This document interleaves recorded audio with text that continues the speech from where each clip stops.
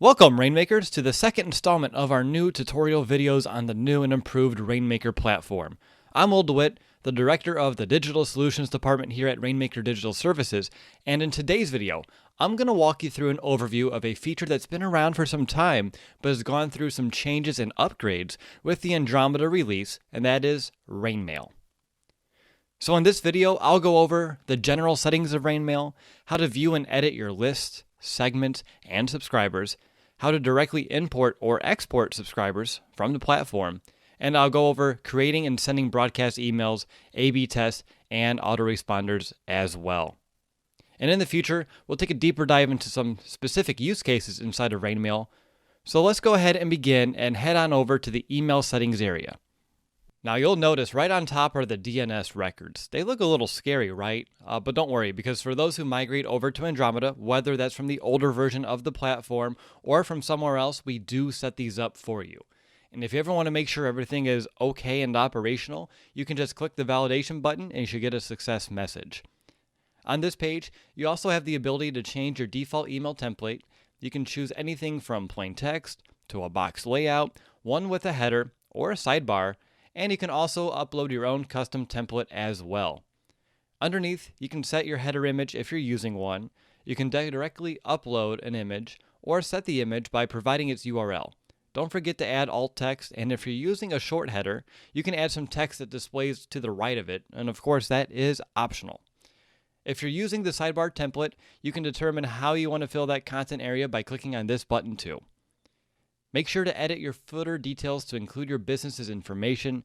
As you can see, all of the fields needed to comply with today's anti-spam laws are there. And finally, you can set the main from address as well as from name. You can change these fields for specific emails as well, so you're not stuck with what you put there, but this would be the default. Let's go ahead and look at lists and segments. Now obviously, here's a hub where you can see all of your lists as well as your segments. And starting with your lists, you can jump into each and you get some insight on subscribers and recent mailings. And underneath the settings, you can rename your list and place a description if you would like. Now real quick, I wanted to highlight the new broadcast content tool inside of your lists. As you can see, you can decide to automatically broadcast published content from your site directly to your subscribers, like blog posts and podcast episodes. And you can take it a step further by choosing specific categories and tags for the content type. You can also customize the opt-in email for the list, as well as determine what landing page that subscriber should be redirected to after confirmation. And if you wanted to add them to an autoresponder sequence, there is an option for that too. You can also unsubscribe them from another list, just say if this one was for an upsell product, just an example. And you can choose a path for those who unsubscribe as well. Now for segments. Here you can create almost any type of segment that you would like, either all subscribers or from a specific list. You can choose things like what is included in their name or their email, as well as a date joined or some key dates around some email actions like last sent or last opened. In the Rainmaker platform, you can view all of your subscribers in just one place and even bulk remove them if needed. And if you want to see who is unsubscribed, you can do that too. Now check this out. In the Rainmaker Andromeda platform, you now have the ability to import and export subscribers yourself. You can export any and all lists and even segment the export by dates. And to import subscribers, just upload a CSV. After it uploads, you have the ability to determine what list they belong to. And I know this has been a feature request that we are very excited to include with this new platform release. Real quickly, I wanted to point out custom fields. RainMail comes with 10 standard custom fields that you can use to customize your emails, and you can always add more as well. I'll cover this feature more in another video. We've also added A/B tests for RainMail in Andromeda. You can now take two mailings and run an A/B test on them. This means you can test anything from a subject line to really any imaginable change in your copy. Just have two mailings saved as a draft and select them here. And just a friendly reminder that this feature doesn't really truly unlock until you reach 50 subscribers. That's kind of a failsafe just to ensure you get meaningful data. Just choose the list and then either send or schedule away. Let's take a look at broadcast emails and let's run through how to add a new email. Begin by giving it a title, and below you can place your content. We've added some quick buttons to help as well, like a full width image, full width text, 2 columns with an image, and 3 columns with images. Those are kind of helpful to get going in a hurry. Now say this is all you wanted to send. On the right side of your screen, you can select the list and/or segments you wanted to send this broadcast to. Underneath the sender, you'll see that the default one that we already previously had set up, but also the option to create a new one as well. New in Andromeda, you can preview the email directly from the platform. And of course, you can send a test email up to 10 addresses at a time. Once that's set, feel free to fire away or schedule at a time that you want. Remember, the time zone is the one that you set in your site settings.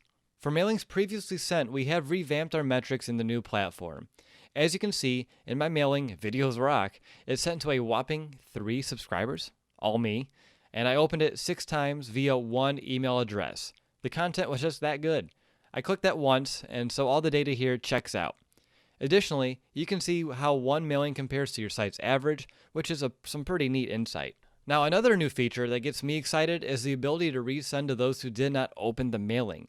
After 72 hours, a button will appear letting you know that you can send this mailing out again to those who did not open it the first time. One final RainMail item I wanted to run through today is the autoresponder sequences. You may know these as drip sequences, drip emails, funnels, etc., but it's all the same thing.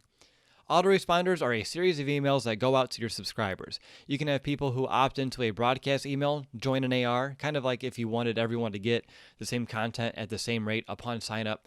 Or you can have an autoresponder associated with any sale or membership on your website.